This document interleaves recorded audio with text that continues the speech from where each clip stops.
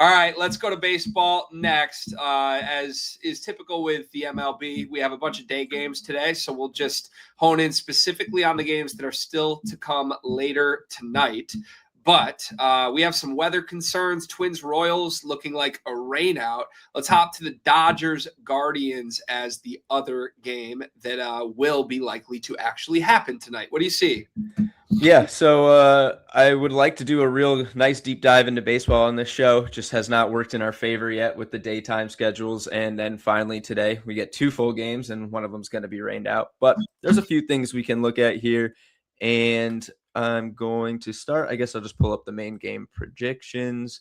You might be able to find some slightly better odds depending on which books you have here, because we've seen a little bit of a change. We had a slight edge. It was like 1% on the Dodgers, minus 1.5, but the probability hasn't changed. So the odds have probably shifted a little bit, but it was like minus 105, which is pretty good to cover a minus 1.5 run line when you got Yamamoto on the mound. So I wouldn't be surprised if some stuff has changed those odds.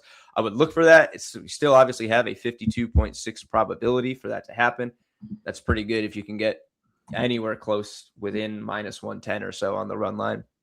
And the pitching matchup is certainly in favor of the Dodgers tonight. Gavin Williams versus Yoshinobu Yamamoto should lean pretty heavily in favor of production for Los Angeles. Williams got beat up by righties last year, 1.49 whip, 10 home runs and 76.1 innings pitched. Also had a huge issue with walks, gave up the most in the American League, and he gave up 6 in his first start this year. I will note earlier, at least, let's check the props. We had an edge in him to go under 2.5, which is not a short line for walks. Do still have that, but it's only 52.5%, and that edge exists because it's plus money. There's the books are pricing in that he is most likely going to toss at least 3 walks or issue at least 3 walks, I guess you'd say. I don't think you can take alternate walks anywhere. That would be a pretty wild market and something they probably know. Market. Oh my God. It would be. It's probably something they know they'd be exploited on, which I'm sure is why it doesn't exist. You could take alternate unders. I'm sure of it. Guy to throw under 1 walk for stupid odds, but you might be able to leverage that in plate appearances. Look at our guys, like overall, production from the projections, and see which guys are coming up, see which guys have good numbers drawing walks, and maybe try to leverage a plate appearance for a walk from him as a standalone straight instead of live. You could live bet those, you could take them pregame, but instead of trying to roll the dice on a guy to go under a number that he's had trouble with, maybe try to leverage just 1 or 2 situations in which he might walk one of the batters. Looking at projections. Oh, actually, wait, was that gone? Oh no, because I put it on just walks. There was a pretty good bet here on Yamamoto that I really liked. Let me pull up just that full game, see if it's still here. Yeah, over 18.5 outs. This one pops to me. That would be 1 out into the 6th inning. Cleveland's hitting 188 as a team, 4th worst in Major League Baseball. So it might not take a lot of pitches for Yamamoto to get here. 46% is pretty substantial. Plus 173 is even more substantial. That's a huge plus money edge, almost 10% for him to go over. He threw 6 in his first outing. They're probably going to try to manage some of his workload throughout the year because he's such an important arm for them, and they can win games without pitchers always going super deep. But he was going super deep in the postseason, and many outings last year where he was going 7 or 8. So 1 out into the 6th inning doesn't seem so bad against a team that is really struggling to produce offensively.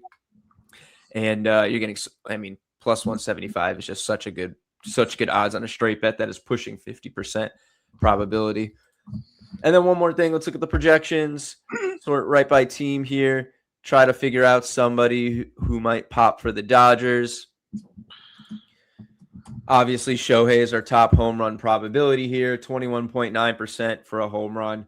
Much better odds tonight, around plus 230. He was like plus 154 last night, a very similar probability. I think he was maybe 23%. So a really big difference there. Still not a value play. You're almost never going to find value play on these big sluggers. He's still looking for his first home run. Same with Kyle Tucker here, still looking for his first home run, much lower at 16%. Pretty solid RBI percentage. But I like a couple guys right after this to hit a home run.